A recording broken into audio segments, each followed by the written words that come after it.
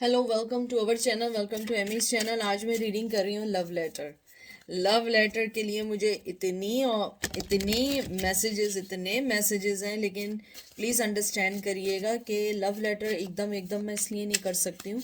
Depend on the energy, depend on the messages, depend on my energy too, क्योंकि sometime I will not receive anything for love letter, maybe I will receive lot of messages something else. तो मैं आपकी respect करती हूँ, आपके decision, आपकी request की भी रिस्पेक्ट करती हूँ, लेकिन बस थोड़ा सा प्लीज़ प्लीज़ मुझे टाइम दिया करें। ठीक है, तो आज मैं लव लेटर करूँगी और मैं पहले से बता दूँ कि जो लोग मेरा लव लेटर देखते हैं, मैं बहुत डिफरेंट वे में लव लेटर करती हूँ। जैसे मैं मैसेजेस पढ़ रही हूँ या मैं मैसेजेस को ऐसे कन्वे करती हूँ जैसे पर्सन बोल रहा हो। ये मेल टू फीमेल है, जेंडर स्पेसिफिक नहीं है, ऑपोजिट भी हो सकता है। और प्लीज़, क्योंकि मैं फीमेल हूँ तो मैं उसको फीमेल या मेल की तरह जैसे भी बोल सकती हूँ, लेकिन अगर मैं ज़्यादा फीमेल के तौर पे बोलूँ तो आप समझ जाइएगा, क्योंकि मैं फीमेल हूँ। क्योंकि टैरो कार्ड रीडर जो हैं वो मैसेजेस लेते हैं, वो एनर्जी में ये नहीं कहते हैं कि एमी ये जो है मेल कह रहा है, ये फीमेल कह रही है। नहीं, ऐसा नहीं होता है। हम सिर्फ मैसेज सुनते हैं। फॉर एग्जांपल कि मैं तुम्हें मिस कर रही हूँ या कर रहा हूँ, या सिर्फ होता है आई मिस यू। तो अब आई मिस यू मतलब ये नहीं है कि वो मेल कह रहा है या फीमेल कह रहा है।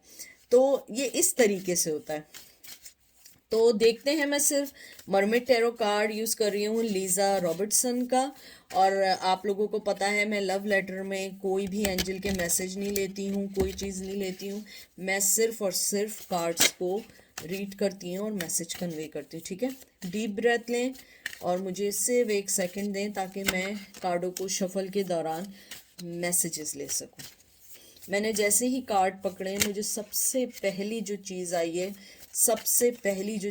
है, कि ये मैसेज किसी स्पेसिफिक ऐसे पर्सन के लिए जो सोच रहा है कि शायद हमारा रिश्ता ओवर हो गया है। नहीं ओवर हुआ है, ये रिश्ता ओवर नहीं हुआ है।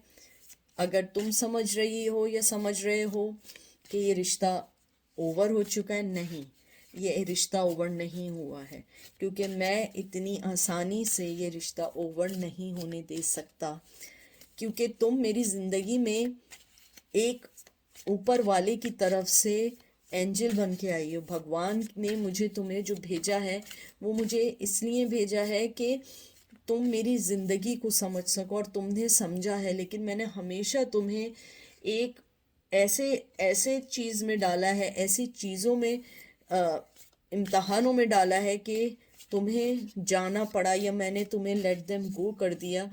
लेकिन इसका मतलब ये मत समझना कि मैंने तुम्हें लेट देम गो किया है, क्योंकि तुम मेरी ज़िंदगी का हिस्सा हो। ऐसा नहीं हो सकता है कि मैं तुम्हें लेट देम गो कर दूं और मैं तुम्हें जाने दूं, क्योंकि तुम मेरी ज़िंदगी में बहुत इम्पॉर्टेंट हो। मैंने बहुत सारे धोखे अपनी ज़िंदगी में जो लिए हैं और जो दुख सहे हैं, ये मेरे लिए भी इजी नहीं है। लेकिन मैंने सिर्फ इन सब चीज़ों को इसलिए सहा है, इसलिए समझा है, क्योंकि मैं नहीं चाहता हूँ कि तुम उस जो मैं चीज़ें सह रहा हूँ वो तुम सहो। तुम्हें लग रहा होगा कि मैं एक बहुत खुदगर्ज और एक बहुत ज़िद्दी आदमी हूँ। मैं ऐसा नहीं हूँ, लेकिन मुझे बनना पड़ रहा है, क्योंकि मेरे पास इसके अलावा कोई भी चारा नहीं है।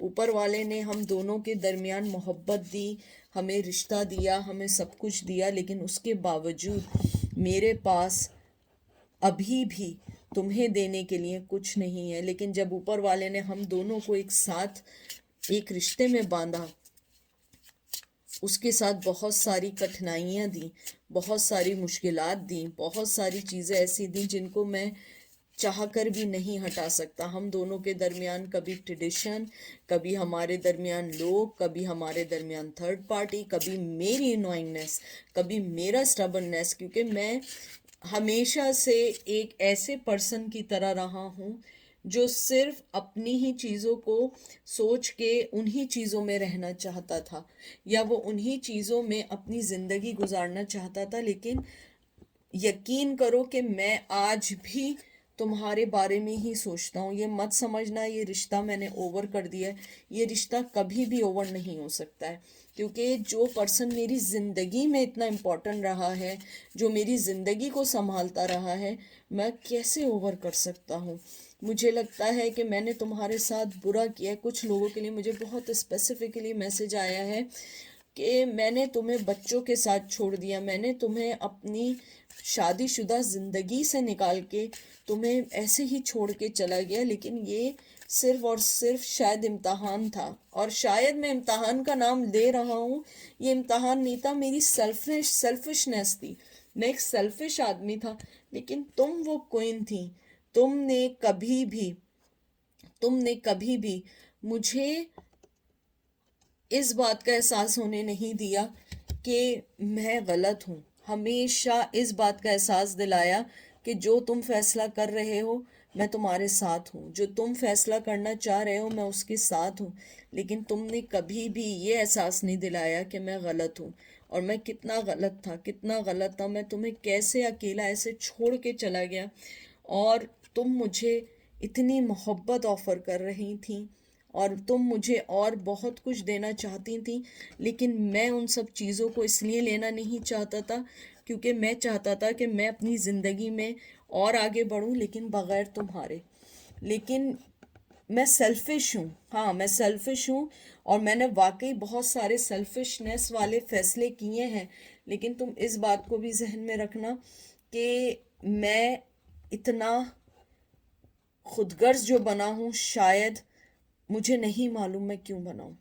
शायद मेरे अंदर ऐसा खुदगर्ज, जो एक कहते हैं कि एक आदमी ने जन्म लिया था, या मैं अपनी तकलीफ़ों में, अपनी चीज़ों में तुम्हें शामिल नहीं करना चाहता था।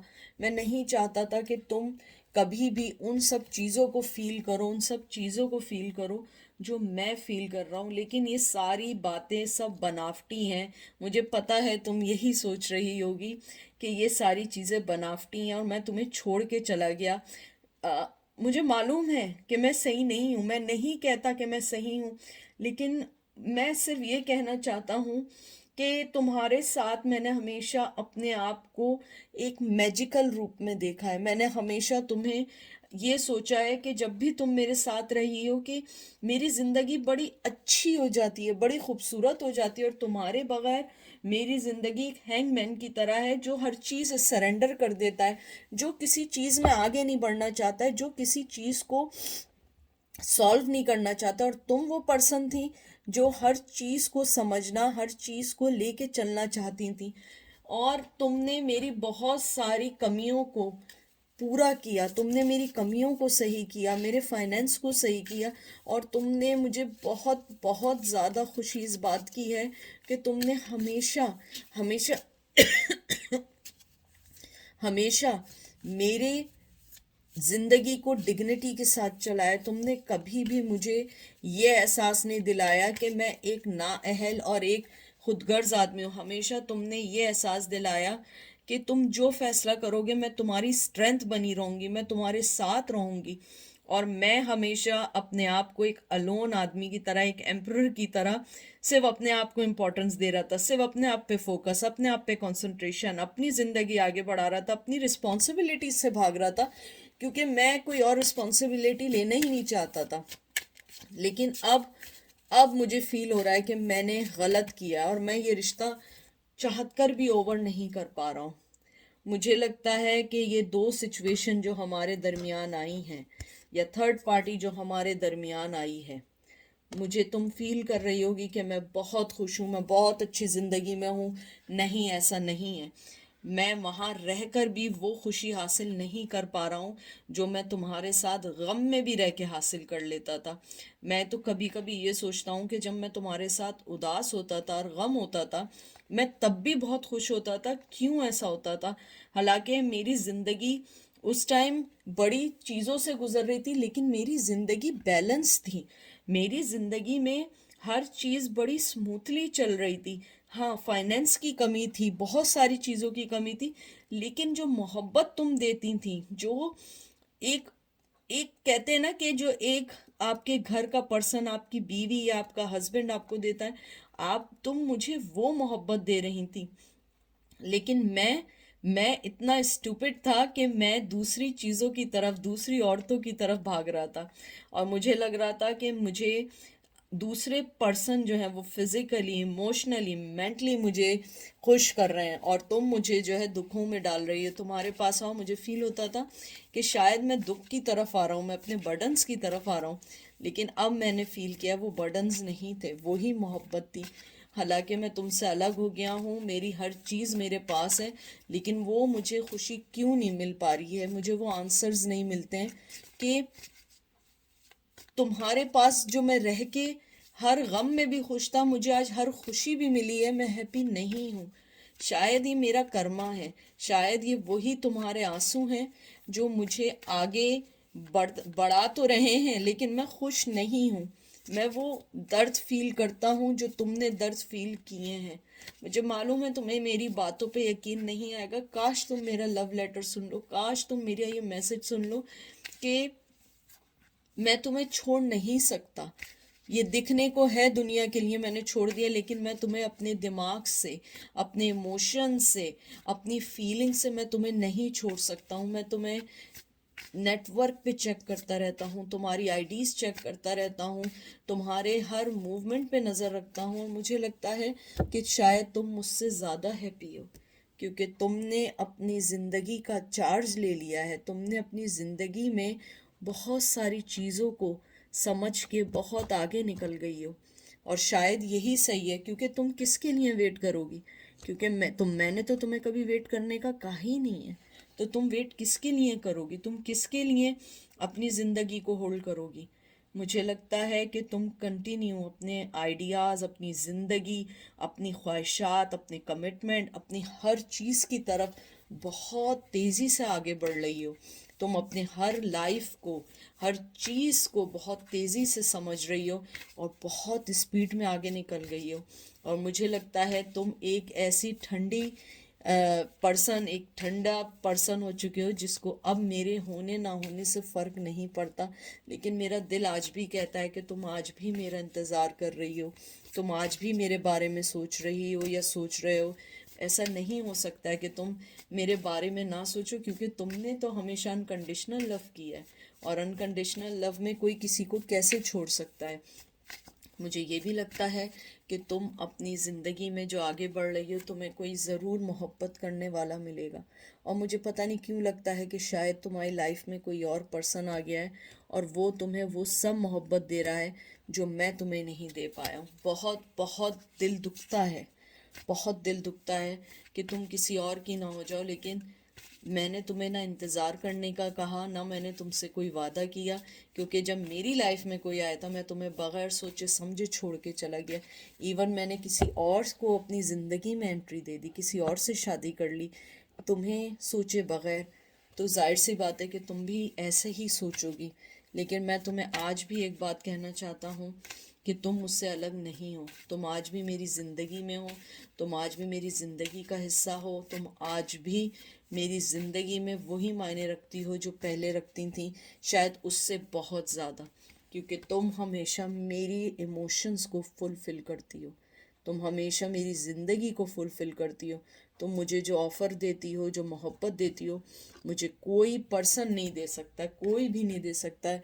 और तुम्हारी जो मोहब्बत है वो कोई भी नहीं ले सकता है, क्योंकि मेरा पैशन तुम्हारे लिए कभी कम नहीं हुआ है। मैं तुमसे जो अट्रैक्ट हूँ, तुम्हारा अट्रैक्शन मुझे जीने नहीं देता है। मुझे ऐसा लगता है कि मैं तुम्हारे बगैर जी नहीं सकता हूँ। तुम मेरी ज़िंदगी की रोशनी हो, तुम मेरी ज़िंदगी को बैलेंस करने वाला पर्सन हो। मुझे ऐसा लगता है कि तुम मेरी ज़िंदगी में जब से आई हो, तुम मुझे मुसलसल चेंज कर रही हो, चाहे मेरी लाइफ में हो, चाहे मेरी लाइफ में तुम ना हो, लेकिन तुम मुझे चेंज किए जा रही हो, किए जा रही हो।